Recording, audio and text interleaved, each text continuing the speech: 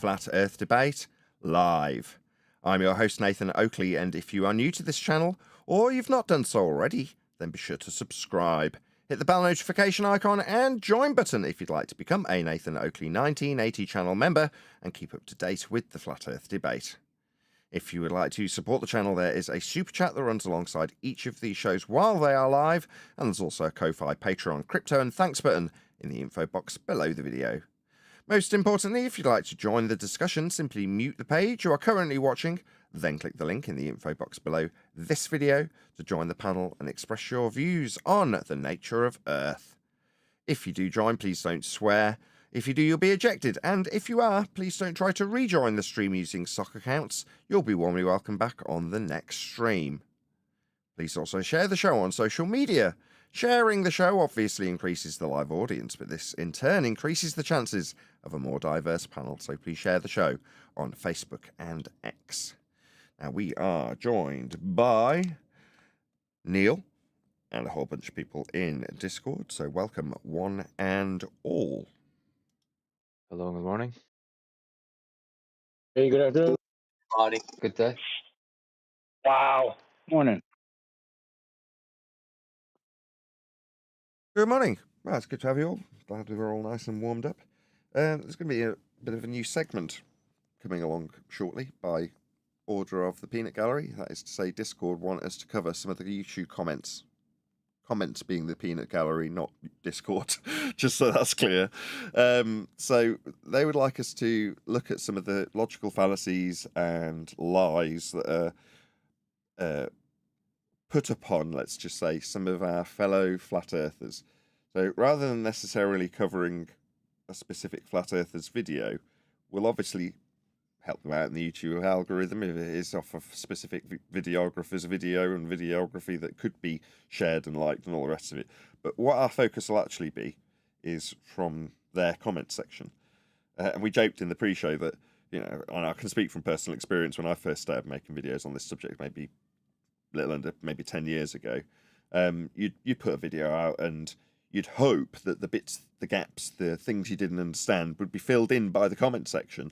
That is to say, well, obviously there's going to be a whole load of white knight flat earthers that have come to my rescue and help me out and educate me in this subject so that I can know better for the next video I make. And lo and behold, you get a load of trolls telling you how wrong you are and how stupid you are and how you need to drink bleach.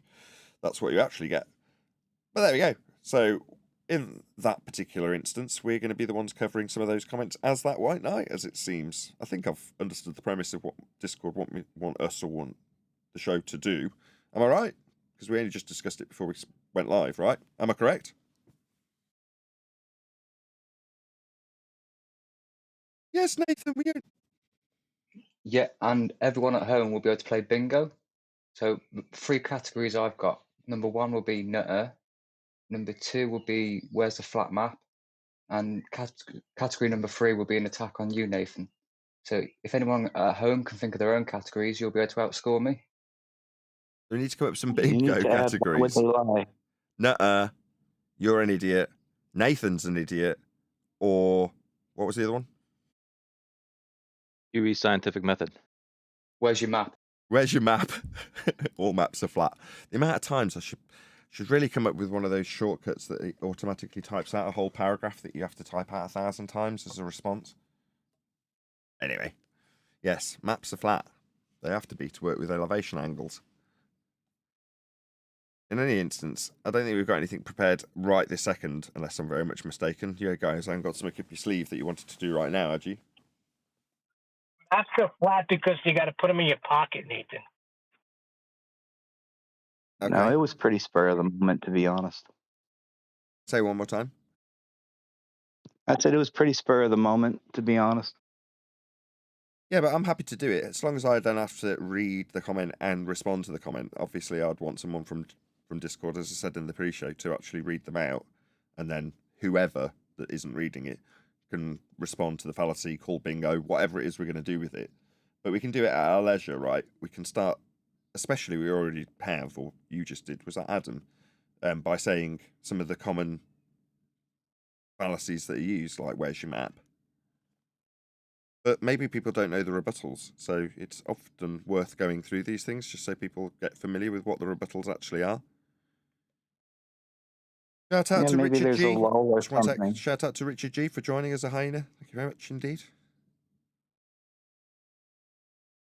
Go ahead. I was just saying maybe there's a lull or something, and you know, I come in and I'm like, hey, by the way, there's this comment on this video that we're watching right now, and what do you guys think about it? And then you could just relay it back to us, I guess. I don't Yeah. know. I haven't thought these things out yet, to be honest. Let's just read a couple now that I've got. Neil's really annoying. He's bringing down the show. He's just like Arwin. Get rid of him. I don't know what we should say. What fallacy is that? Neil, any idea? Neil's recently had a run of people telling me that they're really irritated with him. I don't know if he reads my comments. I know he probably does. That's the constantly irritating Neil fallacy. Constantly irritated by Neil fallacy.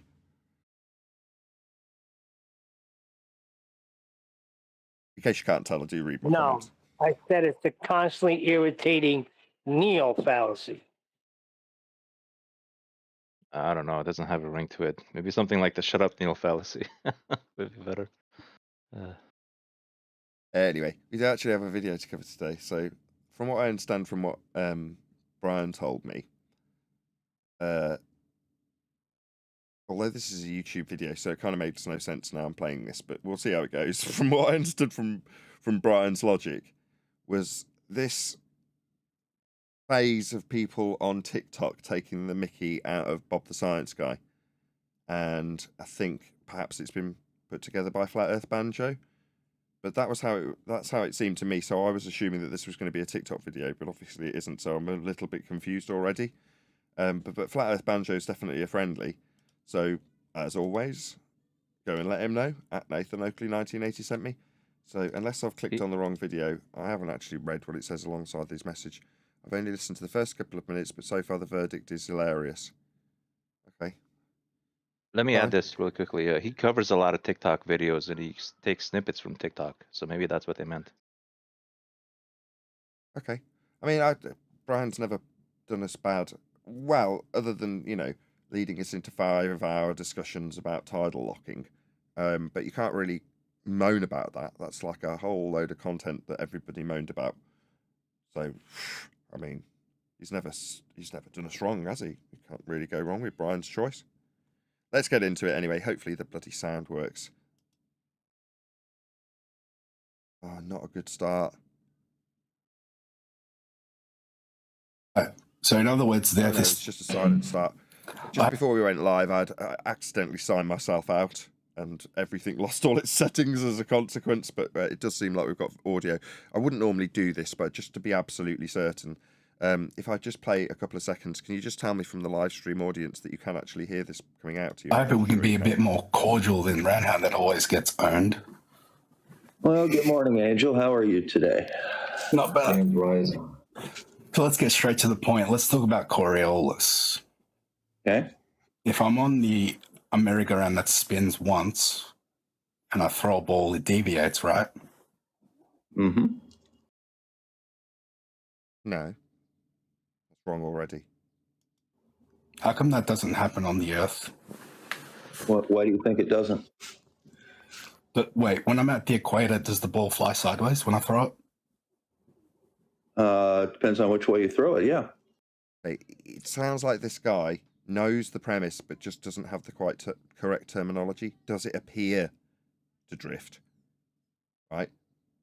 If I throw it north, will it fly sideways 460 meters in 1 second? Yeah, he absolutely understands this premise, doesn't he? Okay, on the equator itself? Yeah. If I face north on the equator and I throw a ball in front of me, Yep. does it fly sideways at 460 meters for every second?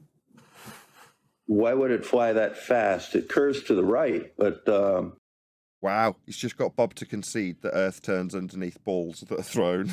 Yeah. Yeah, what? Precisely like the globe actually claims. So this guy is sharp. I don't know who he is, but he absolutely understands the premise of Coriolis. That's a not actual deflection, although he didn't use that term. I.e., Earth turns underneath the ball. And he's got Bob to say, well, yeah, of course, ball drifts. You'd Nathan, notice. I think he deliberately said it that way. Well, we'll see. If deliberate or otherwise, it's incorrect. It's an apparent deflection in any Coriolis description that's accurate. But it doesn't matter. This guy definitely knows what he's talking about. You know, when you're throwing How a ball, fast does you're the not how watching very fast does much the Earth curve. rotate in 1 second in your model of the equator?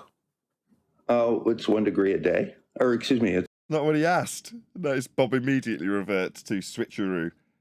How fast? 1 degree. Degree? Is that a speedometer? 1 rotation a day. And how About much 15 degrees and an how hour. much miles per hour does it spin in an hour? Yeah, this guy's sharp too. He spotted it straight away. What's that in miles per hour? Who is this guy? Who's this guy? Anybody know? I like this guy. It depends on your latitude. The On the linear equator. speed at the equator would be about 1,038 miles an hour. That's 460 meters a second. Did you know that? Okay. So, So if I throw a ball at the equator north, does it fly sideways 460 meters like it does in the merry-go-round? no, of course not. No. Boom! Earth rotation debunked from the perspective of your claim that we do have Coriolis effect then. If it doesn't deflect, we don't have deflection. And we claim to have 15 degrees an hour of it. Boom. Why Or not? does it do it on a See if the guy claims his win. You just won. merry-go-round? Yes, it does. It deviates off a merry-go-round. Of course it does. It deviates. It doesn't stop. Deviates.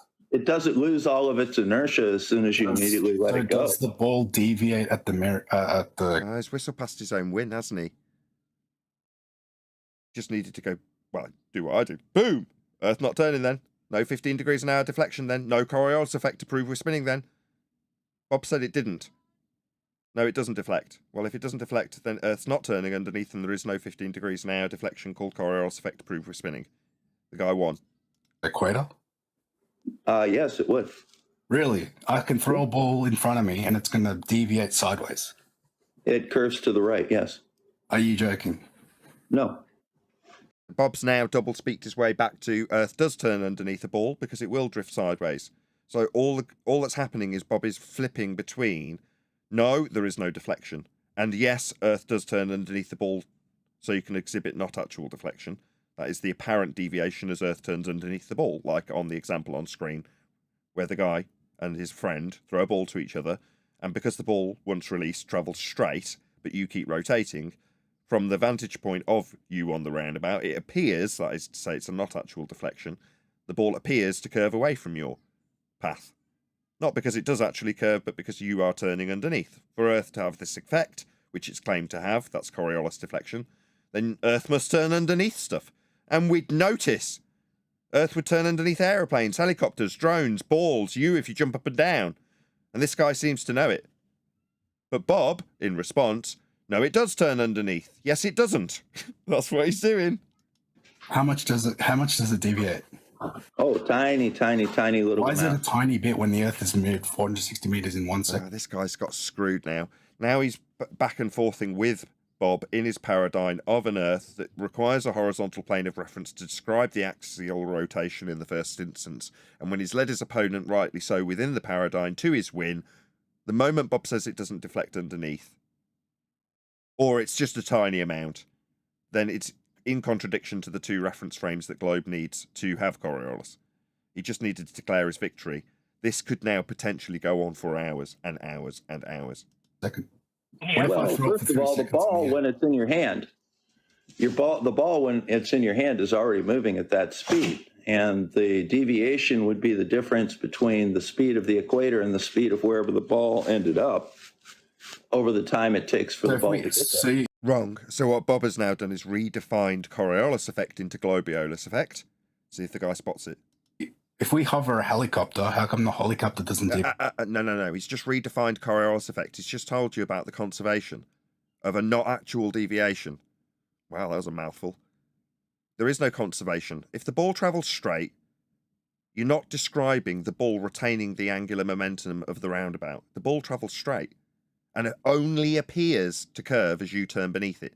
So for the Earth to exhibit this effect, ball moves straight, you turn underneath. That's how the effect is described and qualified in Coriolis effect, the effect the globe Earth is claiming to have. What Bob's now done is introduced conservation. It's like, well, what are you suggesting? That the ball is retaining some of the angular momentum of the non-inertial turning platform that it's now left? Because if it's retaining the velocity, it's going to exhibit an actual deviation, regardless of if it's slightly behind the rotational velocity that it's acquired. Regardless, it's not Coriolis anymore. But he's done the switcheroo and the guy hasn't noticed by the looks of things. Deviate. Why would it? Sideways. It's under control and it's Why would it? Because the globe claims you've got 15 degrees an hour of it, Bob. That's why. over a specific spot on the Earth. Just sacrifice all of this garbage discussion. To have an axis of rotation, you need to describe said axis with respect to a horizontal plane. You can't have the axis description or the rotational description without planes of reference. I've said it already a couple of times. Horizontal plane of reference in our description of measuring a flat plane is also the same exact description when describing perpendicular to that flat plane for an axis. What are we talking about? Reference planes. We're talking about planes of inertia. We're talking about rotational frames, flat in nature.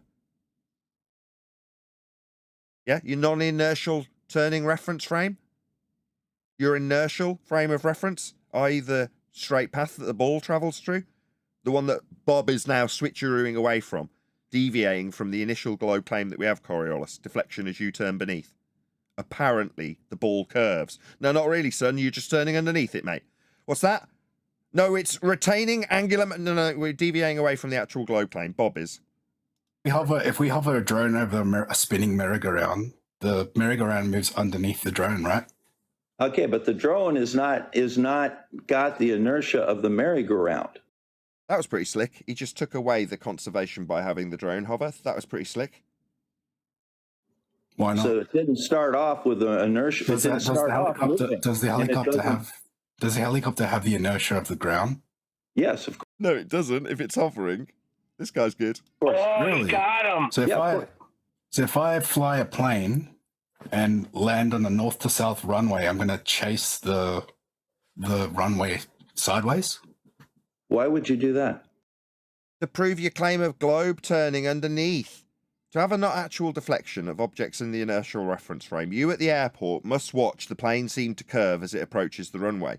That is to say that the runway, as the plane travels straight, is moving away from the plane. That is the effect that is described to prove curved Earth turning at 15 degrees an hour. Coriolis effect. The only way to describe that effect is to be on the turning reference frame and watch an object seem to curve. Ergo, if you're on the runway and you're looking up at the plane moving straight, but actually from your vantage point curving away from the runway, yeah, that is what you must have to have Coriolis deflection. That's what is required. Bob's response, why would we have that? Why would you have proof of Coriolis deflection? Because your globe claims to have Coriolis deflection. Why would we have the claim of Coriolis the globe saying proves we spin? Is Bob's actual response without realising it. Why do you think that planes occurs? don't account for rotation. You're already going at the same rotational speed of the Earth at that. Then there is no Coriolis effect. If you're going at the same rotational velocity, there's only one reference frame. Coriolis requires two. What is this? Simon Dan telling you your reference frames are ruined?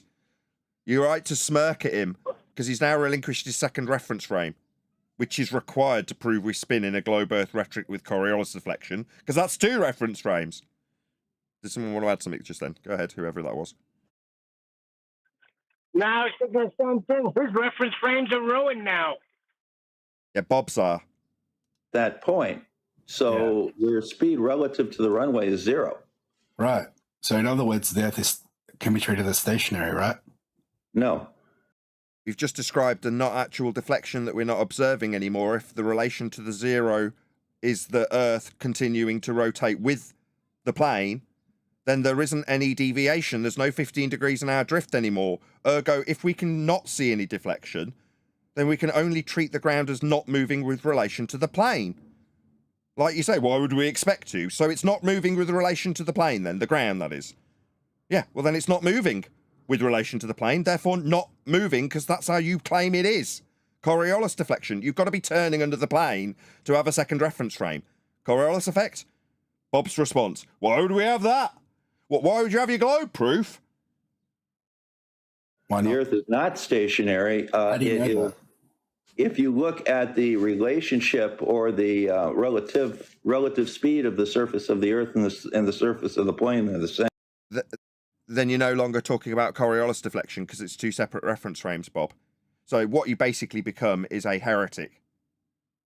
Yeah? Burn him. Because no, the globe claims two reference frames, 15 degrees an hour drift between the non-inertial turning reference frame that you will be on observing the 15 degrees an hour drift of the objects in the inertial reference frame separate.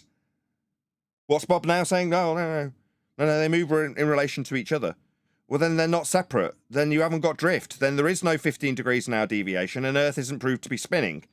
It can be, as this gentleman exquisitely declared, taken as being stationary.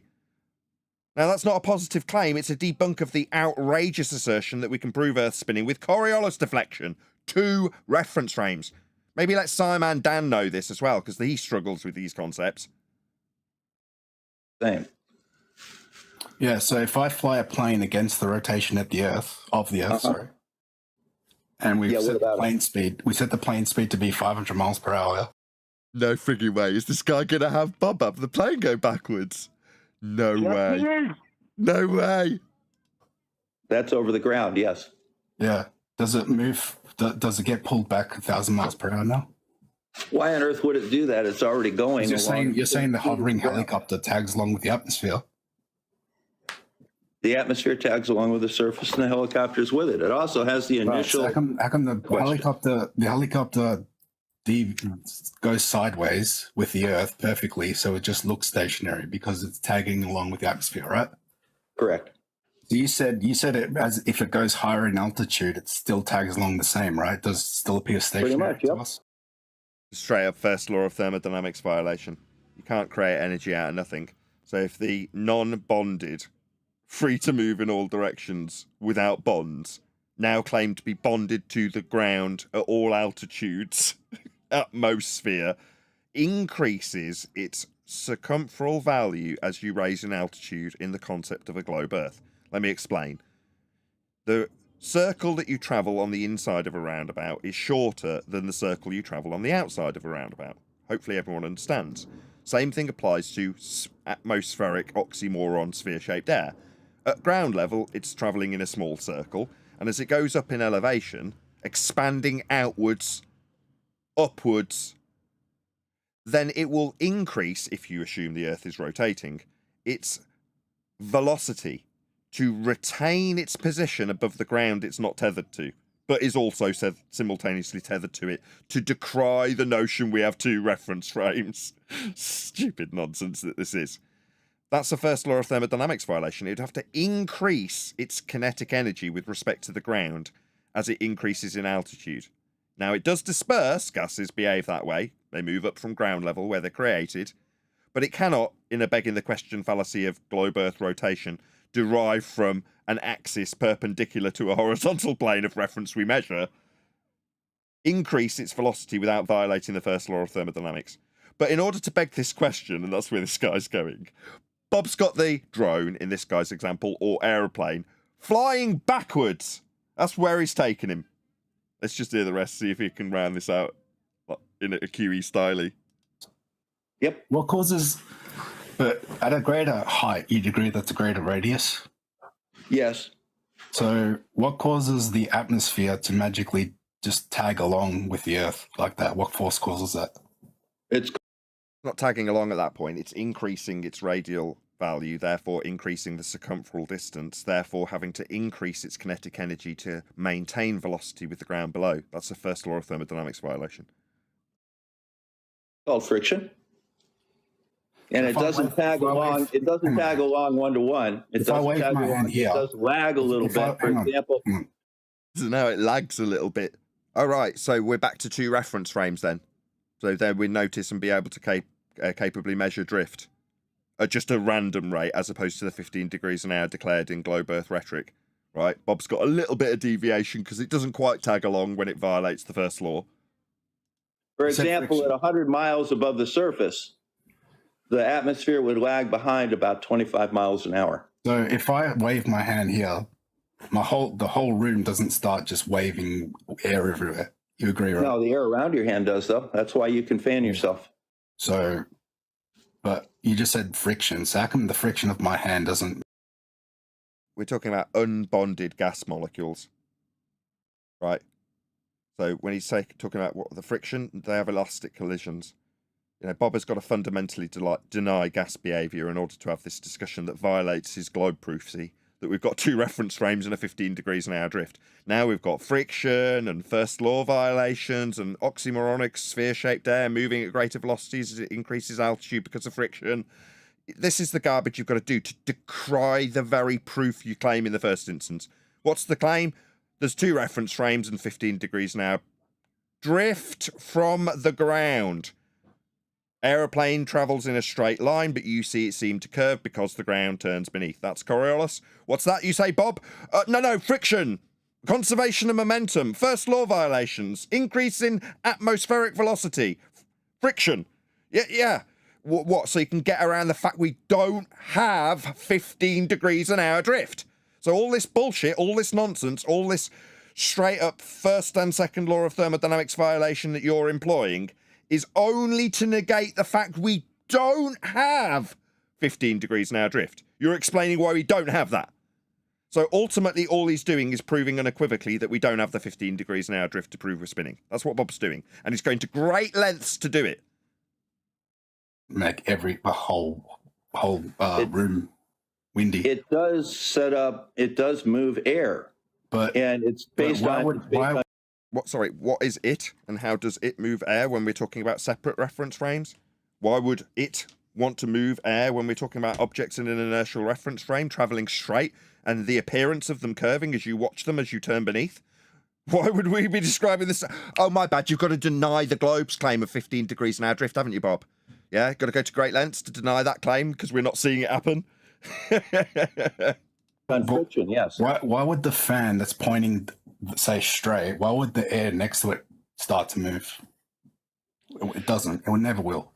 Well, yeah, it will, because the air that you're blowing out of the fan will cause air next to it. It's not like a tube of air coming out in isolation. It's attached to the air next to it. And as the tube of air goes, it's attached to the air next to it.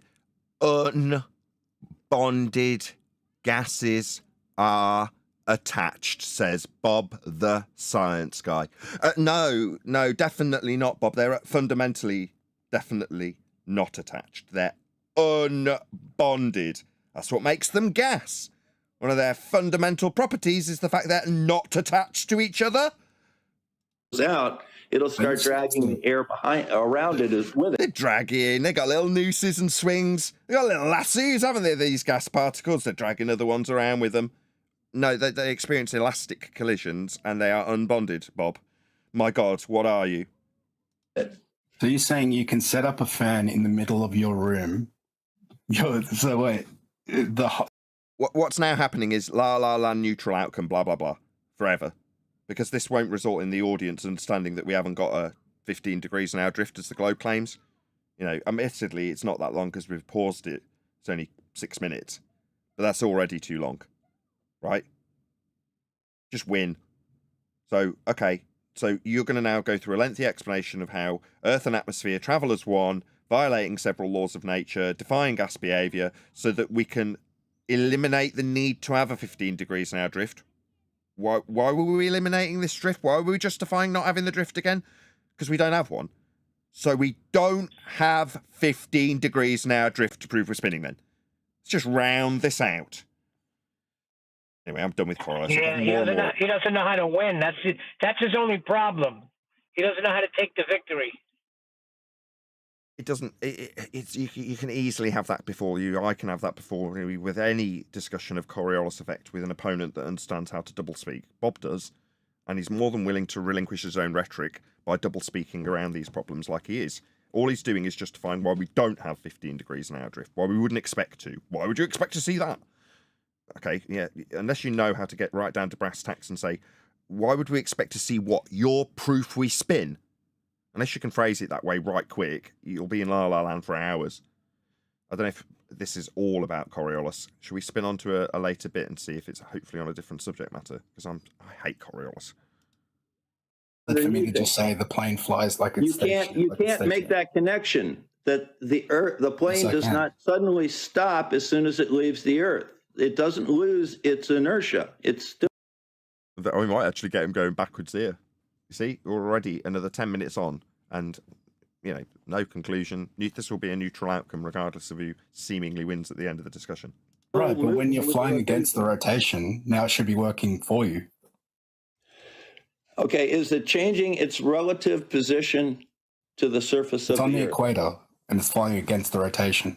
Does it change its relative speed? No. In relation to the surface of the Earth? It does not. 500 miles per hour. In relationship to the surface of the Earth, not the rotation. It doesn't have anything to do with rotation. So no proof we spin then, no second reference frame, no Coriolis deflection. Yeah, but this needs to be stamped on. Okay, you lose. So no proof we spin then. It already has that. I'm saying the plane speed. I'm saying the plane speed is 500 miles per hour in the air. It's flying. And I've already, against the rotation. Okay. Does the plane get to its destination faster, 1,000 miles per hour? Because now the Earth is moving towards you. So the answer is no, right? It doesn't. It's equally as valid for me to say the Earth is just stationary, the plane is just flying. Considering the plane is moving relative to the surface, you can look at it either way. However, so we can't look at it as having a deviation at 15 degrees an hour then. All right, no proof we spin then. That needs to be the next sentence. There are things that you still have to demonstrate which way it is, and I've already demonstrated that it's moving, it's rotating. So when we land the plane on the north to south runway on the equator, where the Earth spins 460 meters in 1 second, you can hear his nerves in his voice now 10 minutes further on, because he doesn't know how to get out of this vicious cycle, does he? Hold on, Nathan. Nathan, I just heard Bob say he's demonstrated movement. When? Well, he can keep this do-si-do going for as long as possible, and then insert his baseless assertion that he's already proved that which he has assumed. I assume that things retain their angular momentum. Blah, blah, blah, 10 minutes of discussion. Well, I've already proved that it's turning.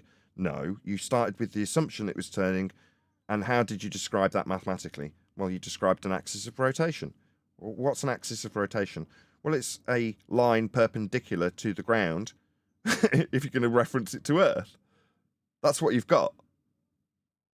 So he needs a flat plane to describe rotation and an axis. But we're whistling straight past it into Coriolis deflection and whether or not we'll see it. Bob's position is we won't see it, and justifying why we don't see it. Justifying it within a begging the question fallacy that we've automatically got spin that we just don't notice and you wouldn't expect to. Well, the plane's moving with the Earth that spins. Well, there's, it needs concluding every time. Well, then there's no 15 degrees an hour drift then. So bye-bye close game of Coriolis then. That just doesn't pad out then. So that's not true. That's not proving we spin then. So what does prove we spin? No, you haven't got anything. That's right. You just assume it. And then when there's nothing to demonstrate it's happening, you assume that the things that aren't demonstrating it to be happening are only not happening because they're moving in conjunction with the Earth that you rotate in your assumption. Therefore, you wouldn't notice any difference to a flat plane, which is where this guy's now currently got him. Well, no, wouldn't notice any difference. You'd expect 15 degrees an hour drift if it's a globe claim. Go ahead, whoever that was. It's me, George. Hello. Bob lost from the first moment. Hello, guys. He lost from the first moment. The first word is coming out of his mouth was in relationship to rotation of the Earth. He mentioned it depends of your latitude. So how do you get your latitude again? Yeah, he's going to need a flat plane for that description of latitude. It's not spinning, though, because 0 is a constant speed. We are not moving. He lost it from the get-go. He's invoking a flat Earth. He doesn't even realize that. Of course. I didn't hear him say latitude. It was obviously earlier on in the video because I scrubbed through it. The plane doesn't chase the runway sideways. Doesn't need to because it's moving relative to the surface of the Earth. Well, if it's moving relative to the surface of the Earth, it's not drifting at 15 degrees an hour because the non-inertial reference frame you'd be standing on to observe it moving straight through the inertial reference frame isn't in existence when you deny the very premise of the globe claim, Bob. That's already been explained to you a number of times. Why are you not? Bob's getting annoyed and this guy's getting nervous because he doesn't know how to get out of the incessant loop that he's been in for 15 minutes. But Bob's now getting angry. So it's equally as valid for me to say the Earth is stationary then in that instance, right? No, it's valid for you to say you can't tell one way or the other from that situation. There are other ways. It's equally as valid for me to just say that. That's not right, Bob. The way you would tell one way or the other is to have the 15 degrees an hour drift. To say because we don't have a drift, you can't tell whether we're turning or not. It's a lose-lose, win-win, doesn't make any difference. You can't tell either way because we're not noticing any effects either way. Oh, right. What happened to the 15 degrees an hour drift that was supposed to prove we spin, Bob? Oh, we can't tell either way when we don't notice any of those effects that I'm claiming are supposed to prove we spin. Well, you're the only one claiming them, Dumbo. But yet we don't notice we couldn't tell either way. Yeah. As soon as you show them that there is no 15 degrees an hour drift, they'll start justifying why there isn't. It's like, you're not supposed to be justifying why we don't notice. You're supposed to be showing me 15 degrees an hour drift. To prove we spin? Well, you just couldn't notice either way. The plane is flying and it's landing on a stationary land. Planes don't fly like the Earth is curved and rotating, though. You sure about that? Yeah, I can show you documents. Go ahead. It's on NASA's thing. Show it to me. I really don't want to have to get up and my computer. I have it too. If you're trying to play the little game with the 1987 NASA document about flat and stationary Earth, many of them. It's a computer model, not an actual aircraft model. There are many of them. That's already been explained many times. I don't need. So you're telling me that NASA spend their time modelling flat Earths? I wonder why they'd be spending their money on modelling flat Earths.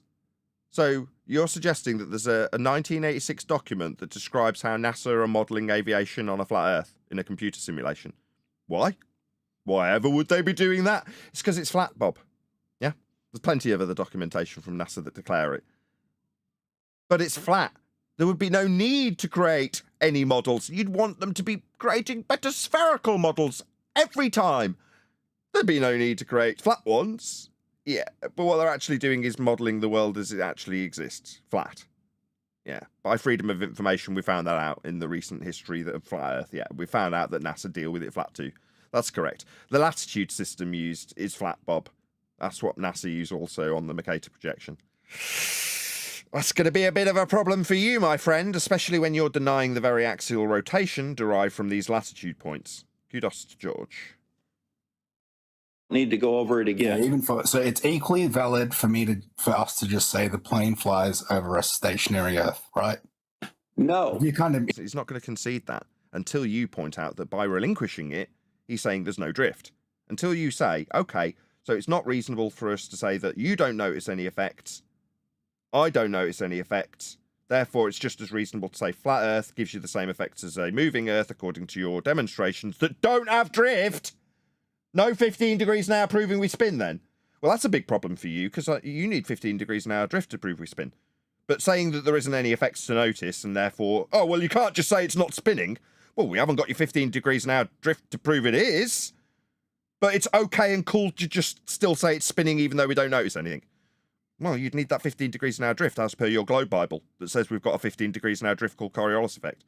It seems you've worked very hard to deny that fact because it doesn't happen. Meanwhile, it just doesn't happen. We haven't got 15 degrees an hour drift. And Bob damn well knows it. He's apologising for it. If it's not a test that you can tell the difference between if you're not taking it into models. account? Excuse me? How can you tell that the Earth is rotating if you're not taking it into account at all? Nah, you phrased that badly. How can you tell Earth's turning when you claim there is 15 degrees an hour drift and you've just spent the last 10 minutes denying it? You do take it into account. See, now he'll flip-flop back. Now he'll start talking about demonstrations that have 15 degrees an hour drift in them, even though he's fundamentally denied that premise in the last 10 minutes. How? Because you cherry-picked a NASA document from the 80s. How do you take Doesn't mean that NASA or anybody else thinks that. Chill out. How do you take it into account when you just said you don't chase the runway sideways? You fly the plane like the plane just flies 500 miles per hour that way, east to west, and it flies 500 miles per hour going the opposite direction. What I very clearly stated was that that is not a test of either the rotation or the shape of the Earth. So Bob, the science guy, denies Coriolis deflection. Not a test of the Earth and its rotation. Well, why would you, the globe believer, have it in your Bible as a 15 degrees an hour drift, very well known and understood to be Coriolis effect? A lot of people think Coriolis effect is specifically to do with the globe. It's so associated with a globe claim. But that requires we do have 15 degrees an hour drift, Bob. But you're all the more happy to just deny it outright, aren't you? Because it doesn't happen. Although landing a plane on instrument landing does require taking the radius of the Earth into account, because that's the way the instrument. A total non sequitur and baseless assertion that he's going to drop into flap. Chaff, so the guy can chase it. Approach is designed. Rotation. So when it comes to the flight of descent, do you have to compensate for curvature?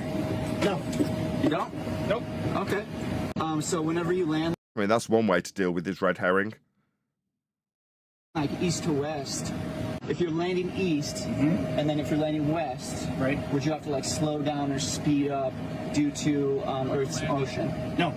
No? Nope. So we Earth's don't, motion has nothing to do with it. so we don't compensate for the curvature whenever we're landing. We don't do anything and with then we curvature. don't do anything when it comes to the motion of Earth. Curvature is So Earth has to be a level stationary plane, right? fairly. Clearly. No, it's not that it clearly must be. It's dealt with that way by the pilot. He's not accounting for a massive void opening up ahead of him at 8 inches per mile squared. He's flying level. The ground is not falling away. He's flying nose up to achieve better lift. So, without question, they're not flying over a globe. They're flying over a flat plane. If you want to be in space. Furthermore, they're not accounting for a deviation at 15 degrees an hour that's supposed to be there to prove Earth spinning. It isn't there, and he's not accounting for it.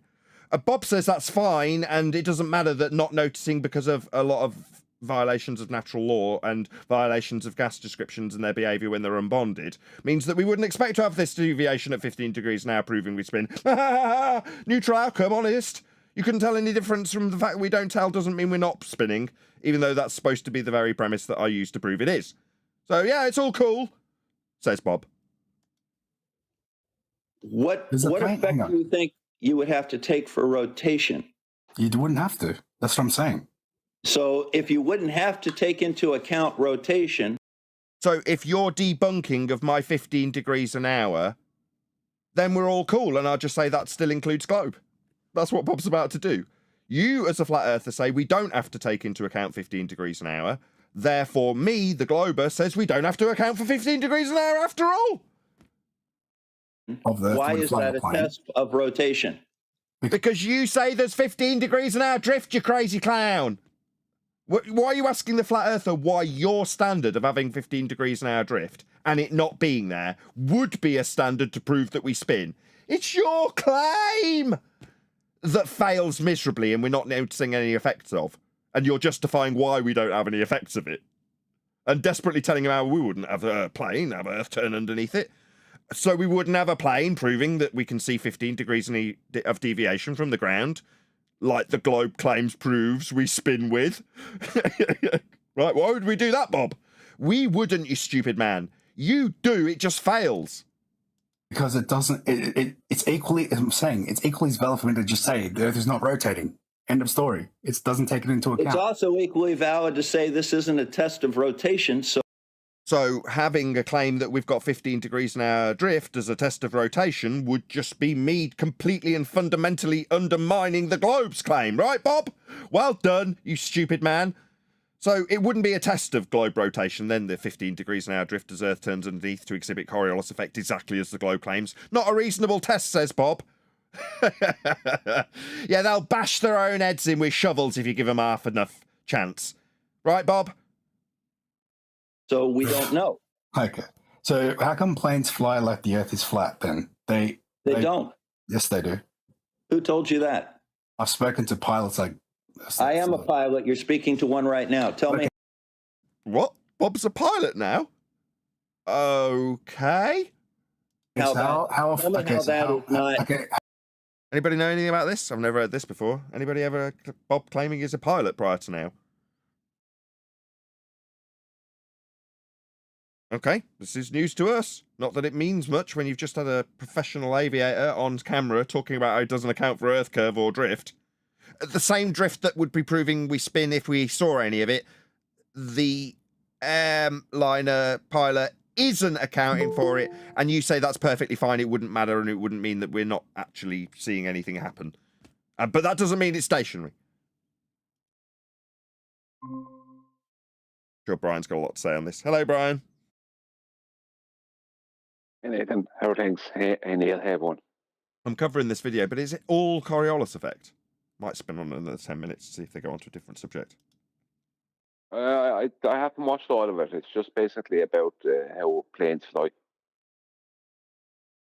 What's wrong with it? That's a 2016 drawing from somebody What's wrong with it? who has no idea what they're talking about. But the thing is, pilots don't account. So it's been presented with planes would fly and drop and nose down if they were accounting for a void opening ahead of them. Bob's just appealed to who made the diagram and ad hom the person as poison the Noel fallacy. So immediately before the guy's finished, you can hear Bob talking through and going, "That belongs to this guy. That guy's a clown. I've discredited him." It is so weak. Account for curvature, like you just said. What makes you think that? So when it comes to the flight of descent, do you have to compensate for curvature? No. You don't? Nope. Okay. So when it comes to the motion of Earth, curvature is ever a flat surface. It's not testing for it one way or the other. Let's say we're testing for it. It's equally. You're not testing for it. Let's say the minute something's being dealt with and equivocally flat, well, we're not testing for it. It sounds familiar, Bob. It's like when we point out that we're measuring Earth flat for elevation angles. People tell us it's not the ground. I mean, even if they start their proofs with, this is proving Earth's a sphere, and we go, well, that's got a flat Earth angle measurement in it. That proves Earth's being measured flat. It's not the ground. What do you mean? They're flying over the ground? It's nothing to do with the ground. we're testing for it. It's equally as valid for me to say that the plane flies over a flat Earth. Okay, if you are not equally valid, it's necessitated. I don't know. This guy doesn't realise the strength of his own position. Does anybody? Is this? It doesn't sound like Flat Earth Banjo, the guy. Is it Flat Earth Banjo? The guy he's an Australian guy from TikTok. It's just a different guy from TikTok that Flat Earth Banjo's picked up on and republished. Yeah, Flat Earth Banjo recorded this, as far as I know. Okay, he's pretty sharp, the guy. Recording or something. He's definitely sharper than your average bear. testing for it specifically, how would you test for it? You would say so. Why burden of proof reversal fallacy? Why is he having to justify this? You claim there's 15 degrees an hour, Dumbo. Where you fly, like you just said, you level the. Is that you, Brian? Yeah, I'm just saying. Bob is saying we're not testing for rotation. We're not testing for curvature. When you're flying a plane, right? If you're flying a plane, and you're supposed to be flying over a globe of radius 3,959 miles, that's also rotating at 1,040 miles at the equator. You don't. It's not about what you're testing for that. That is what you have to traverse. You know what I mean? It's like we're not testing for curvature, but no one's asking whether we're testing. It's if the curvature is there, we'll have to account for it, Bob. Do you know what I mean? It's not accounted for, and neither is the rotation because it's not there. Yes. Do you know what I mean? Well, how would you test for curvature with an airplane then? What he's saying is, look, if there's no demonstrable curvature in this flight, that's because they're not looking for curvature when they do flights. We're not using that as a proof, see? Stupid asking about that. No one's looking for the curvature. When they're just flying a plane, we just stop it. Right, let me do a proper call to action. So this is Flat Earth Banjo, USA, Japan, and Brazil. So please let him know at Nathan Oakley 1980 sent me. I've just put a link to his channel in the live stream chat. So if you are currently watching live, I don't know how else to phrase this. We are currently live. Makes absolutely sod all sense if you're watching after the fact. But we are, strictly speaking, if you are watching this, you can only be in a position to click on that link if you're hearing this right now. Anyway, go and let him know. He's a friendly. He's actually one of us, if you know what I mean. So, yeah, please let him know at Nathan Oakley 1980 sent me. Click on the like button. I'll periodically refresh the page to see if any of you have actually done this. See if that's happened already. No, maybe not, because I might lose my space. I believe the comments are turned off. They are. Oh, they are. I've just noticed that. Oh, that's a bummer. Oh, well, at the very least, right, we'll keep track of it. It's currently got 10 thumbs up, which is one of which is mine, so it had 9. Go and give him a like and subscribe if you like what you see here, because he's got a lot more of the same. He goes through the internet and finds good stuff to publish, and yeah, so it's I'm subscribed. I think I am. Oh no, I don't think I am at the moment. No, I am. It's just I'm in a weird account situation for whatever reason. I'm pretty certain I'm subscribed to Flat Earth Banjo, although it's offering me the opportunity to subscribe, which is weird. Anyway, that's a different story. Anyway, go and let him know. And hopefully that's enough waffle to get people to have actually gone and done this right here, right now, and maybe subscribe to him, maybe give him a like. You can't leave him a comment. You can't tell him that I've been there. So that's as much as you can do. Maybe find a different video in his channel that you can leave a comment on to let him know. At Nathan Oakley 1980 sent me. Gyroscope to the ground, and then you fly, right? Okay. And That's then you land, the gyroscope is just for the heading. And then hang on, and then the gyroscope. This gyroscope. Yeah, when they get screwed, Globus, that is, Bob's no exception, they can hear it coming. So then they start chanting through you. He started talking about a gyroscope, so Bob's going to start chanting through the top of him, so his claim can't be heard. And he's going to start making his claims about what gyro should or shouldn't do through the top of it. So we can't have a concise claim put to him to have to overcome. So it's chanting time. And you'll hear it. It'll be a common theme from this till the end of this discussion, I'm in no doubt. Morning, guys. Morning. Never processes downwards. The nose of the plane's not ever going down. It's actually up, right, to maintain altitude. So you don't nose the plane down. What plane did you fly? That's not important. Yeah, because I don't think you're a pilot. Why go with the compound question? We don't nose the plane down. And then he put out a rhetorical question mark, right? What plane did you fly? Why are you giving him a compound question to answer? Because which is he going to pick? Why don't we nose the plane down? Or which plane do you fly? Now, by answering it doesn't matter, you can, as the audience, take it to mean the answer to both. But ultimately, if you were to pin him down, one is true. You don't nose the plane down, Bob, and you never will. You'll fly an elevated angle of attack to maintain better lift. There's no void opening up ahead of you or any other pilot. But you're going to answer the easy part of the compound question. And then the guy who led him with a beautiful statement of fact, you don't nose the plane down, then declared the conspiratorial, I don't believe you're a pilot. That'll be the focus now. You watch. That's fine with you. Because if you can't admit that if you just keep your heading on east, and then you'd end up south if you don't keep your heading on it, then I don't believe that you're a pilot. If you're following the line of latitude, you follow the line of latitude, which is always east. Well, then you're going to need a flat Earth for that. The latitude and longitude grid are flat Earth based. Talking about time and circles of equal elevation with respect to Polaris put into a grid system. That's flat Earth measurements. Straight up, you can't do this without a flat Earth, Bob. George already called it. I can take no credit. Go ahead, Brian. Yeah, I heard Bob earlier than this, if I remember correctly, say when the guy brought up, do you dip the nose down? He said, why would I do that? Right? Because you're claiming to fly over a globe, Bob. That's why. And now he's saying, when he's asked about it, he's saying, oh, we just follow the line of latitude. No plane follows a line of latitude. That's a curved path.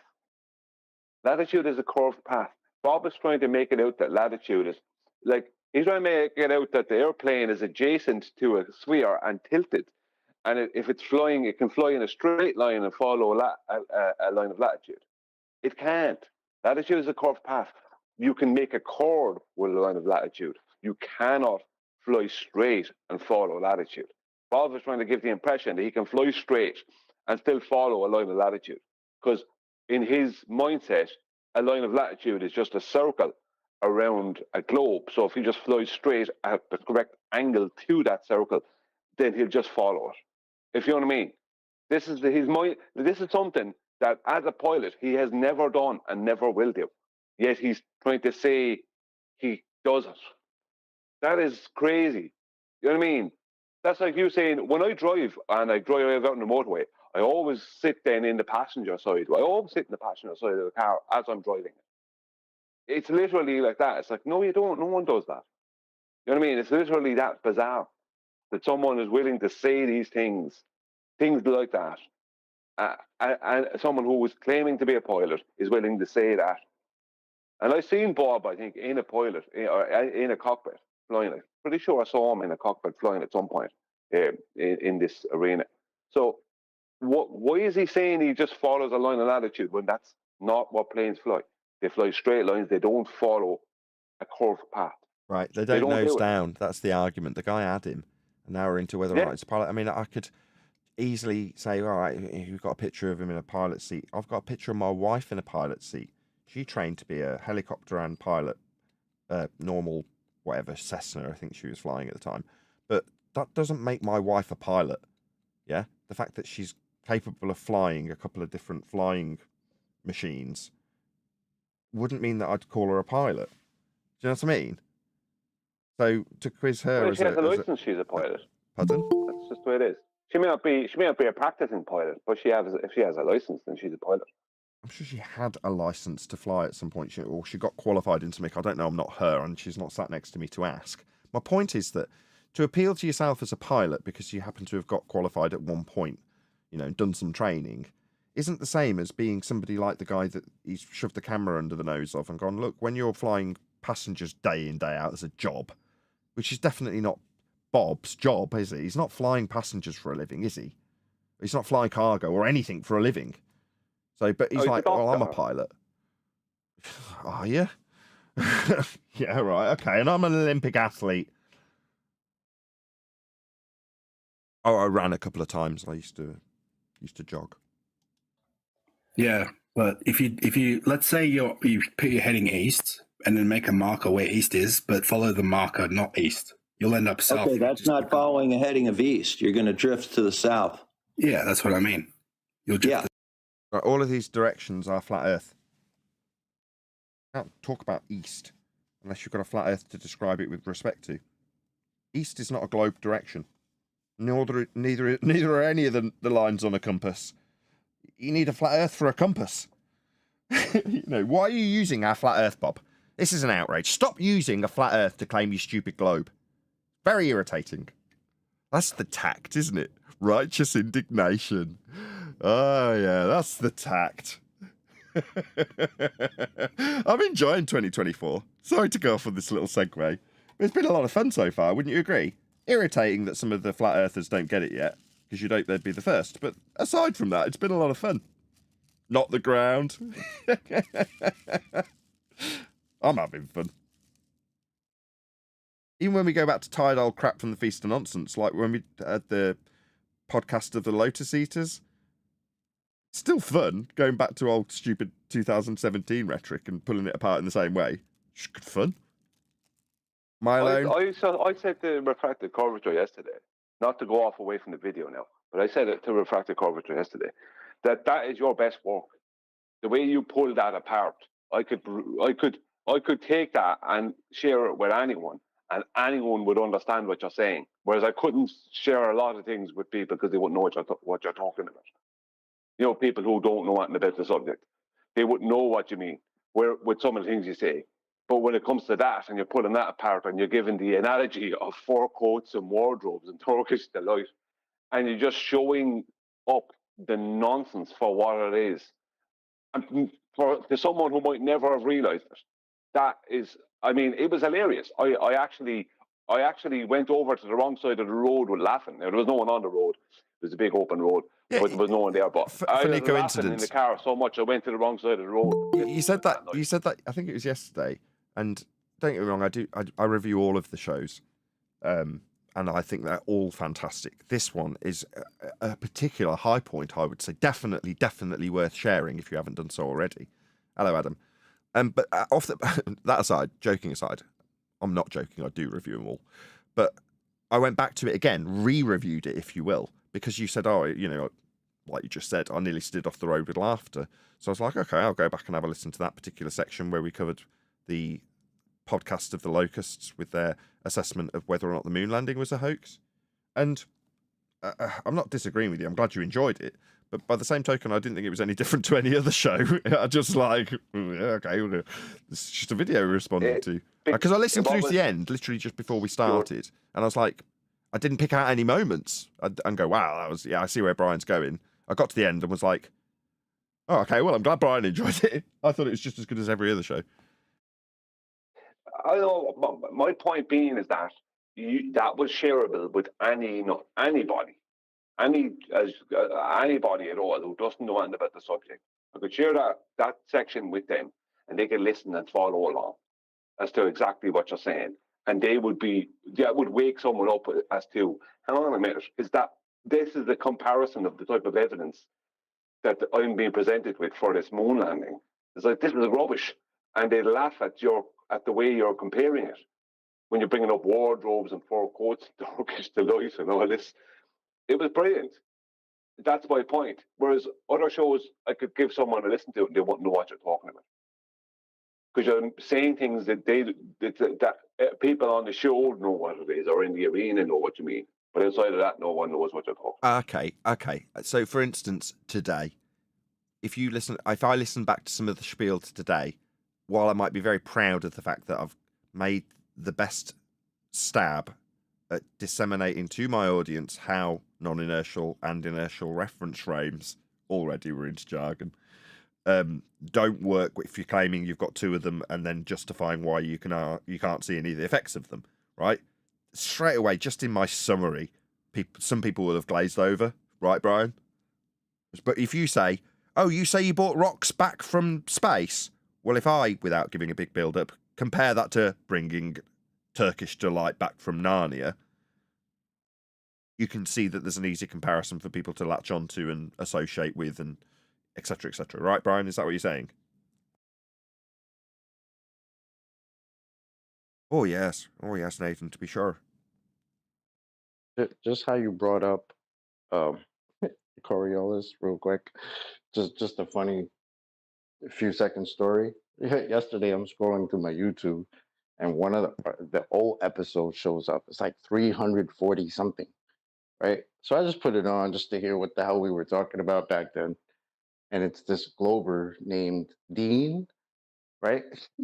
And somehow we get into Coriolis, and we literally get him to say that the atmosphere is velcroed to the earth.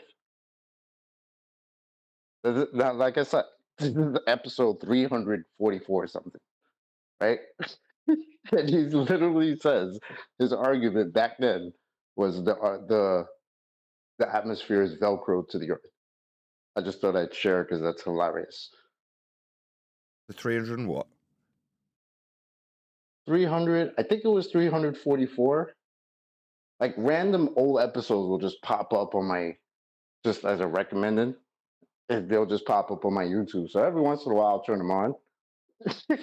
And yeah, it was all of us. And this guy comes in and he's talking about Coriolis and literally says the atmosphere is velcro to the earth. Interesting you say that old shows flash up. I'd noticed that.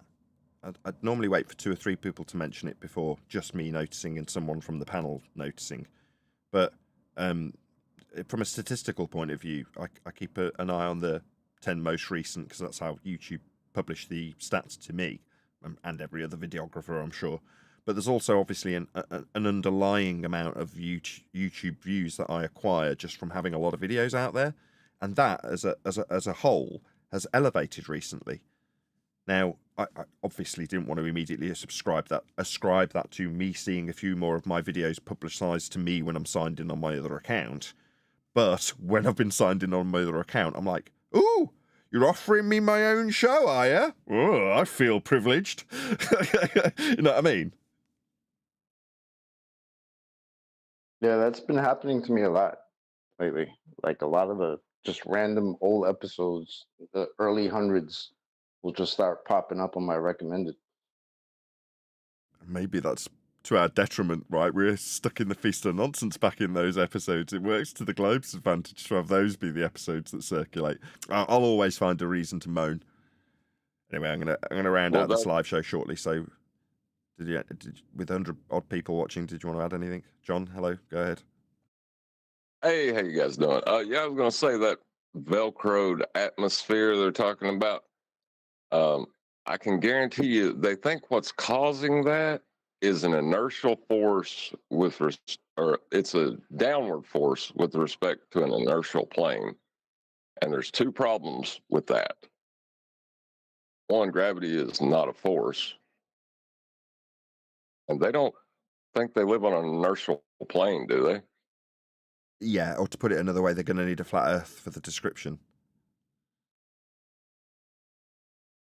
Yeah. Yeah. Well, before you round out, Nathan, Paula made a good point. With that, I'll say a huge, massive... I'm only joking. Just joking. Hello. At Nathan, along with all elevation angles requiring a flat baseline, we could add that if Earth were rotating, it would be a non-inertial reference frame, and therefore no laws of motion can be derived from it. Very nice, Paul. He also says Earth so big begs the question. Correct. Begs the question, but uses a flat Earth measurement with an apology for why it's not being measured spherically. Anyway, that is going to be the point that I say. If you are watching this on either Nathan Oakley 1980 or Nathan Oakley Programming streams, then stay tuned, as there will be an after show to follow. Unfortunately, though, if you are watching this live, this is where we bid you farewell. So, another massive thank you to all of you who smashed the super chat, liked, commented, shared, subscribed, joined as a Nathan Oakley 1980 channel member, hit me up on Ko-Fi and Patreon, PayPal, all that good stuff. I've been Nathan Oakley. Another massive thank you to today's Discord and G+ panels, and I will see you all in the next video.